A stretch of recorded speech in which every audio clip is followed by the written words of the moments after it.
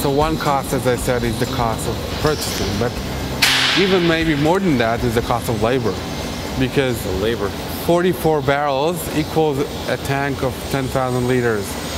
If you have a wine in a tank, you don't have anything to do with it really much. You have to check it once in a month or so. With barrels, you have to top them up. Just one example, you mentioned the idea of topping off. I think many people might not know what that means. We mentioned how barrels are a porous material. Right. So as a porous material, some of the wine will evaporate out. Yeah, some evaporation, which leaves some definitely. Space in the barrel, and the space means that there's oxygen in there, and the oxygen, although little amounts help a wine, too much will deteriorate the wine. Exactly. So what they do when they top it off, you take wine, and as the space gets created in the barrel, you top it and you bring it to the top to remove all the oxygen from inside the barrel. And that's a lot of work. I mean, now when we have barrels stacked 8 high, we just spread them out on the floor every now and then and do it on the floor. But it's a lot of work. It's constant maintenance and constant care. But there is no replacement to it, really. It's how you get the best results. It's how you get the very best wines.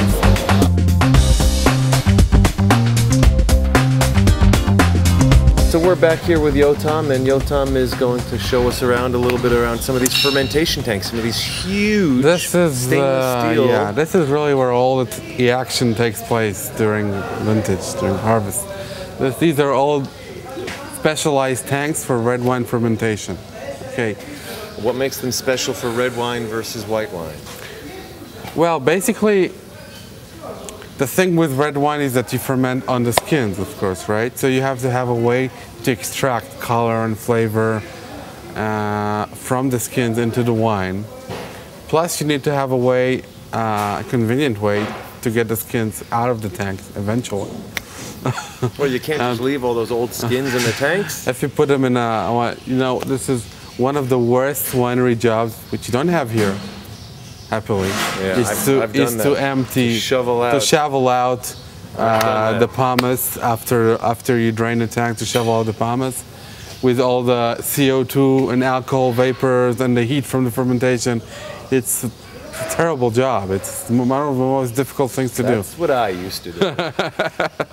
We have rotor fermenters or rotary fermenters. Can you see them up here? Which, as their name suggests, they rotate. Okay.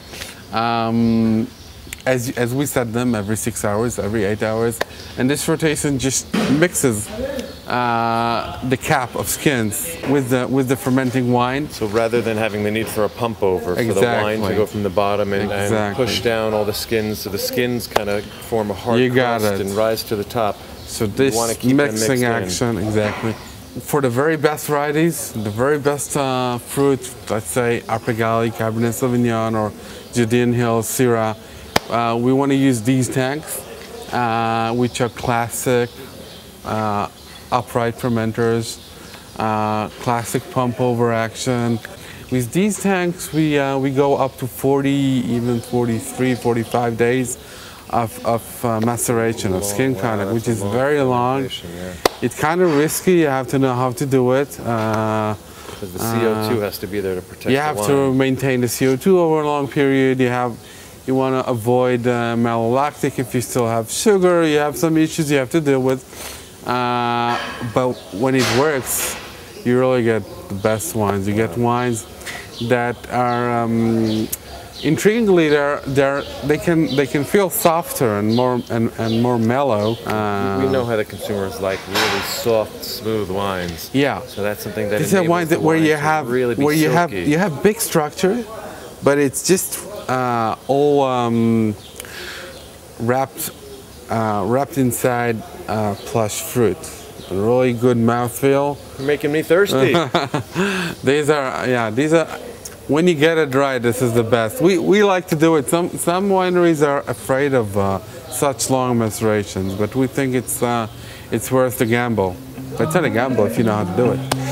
Okay, let's go up a little bit. Have a look of the tanks from above. Go up. Okay.